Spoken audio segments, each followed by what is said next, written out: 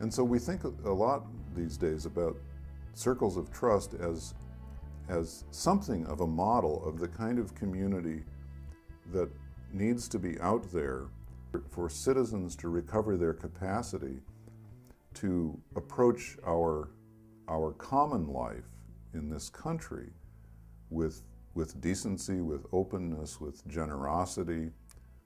and with a lack of fear, which again is the root problem that courage to teach, courage to lead, courage to serve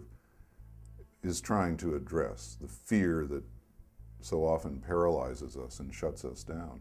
And of course, in our society these days, nationally and globally, the fear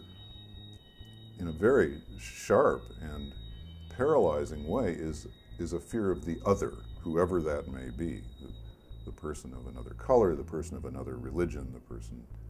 of another ethnicity.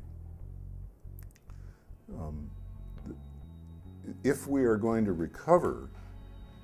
the citizenly habits that make a democracy work, we need to have this country dotted through our churches and synagogues and mosques, through our schools, even in our workplaces, all kinds of institutional settings. We need to have this country dotted with circles of people who are learning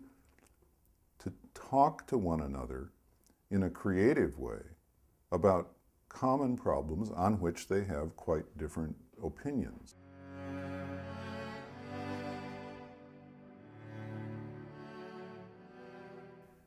I remember some years ago visiting a place in Tennessee called the Highlander Folk Center.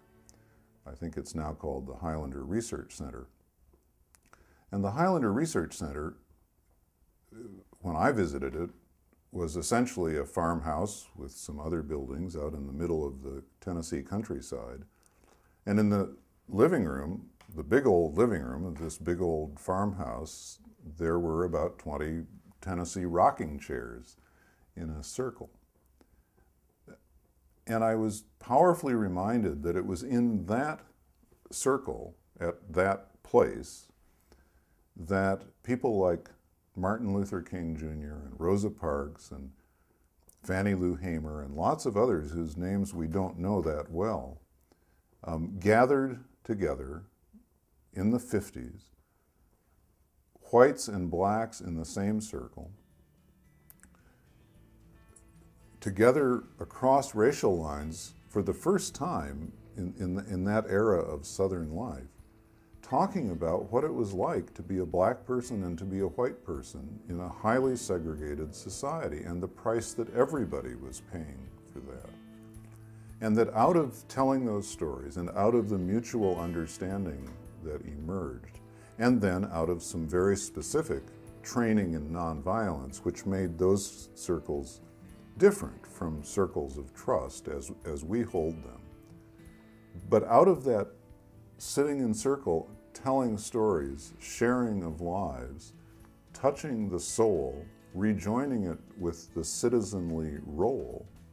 came a civil rights movement, which was one of the great acts of citizenship of the 20th century.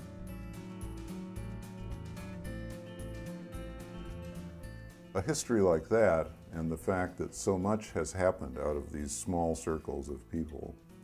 learning to tell each other the truth in a generous and hospitable way, neither giving nor taking offense. A story like that reminds me of the power of circles of trust to restore the soul of the citizen and in turn to help restore the soul of democracy.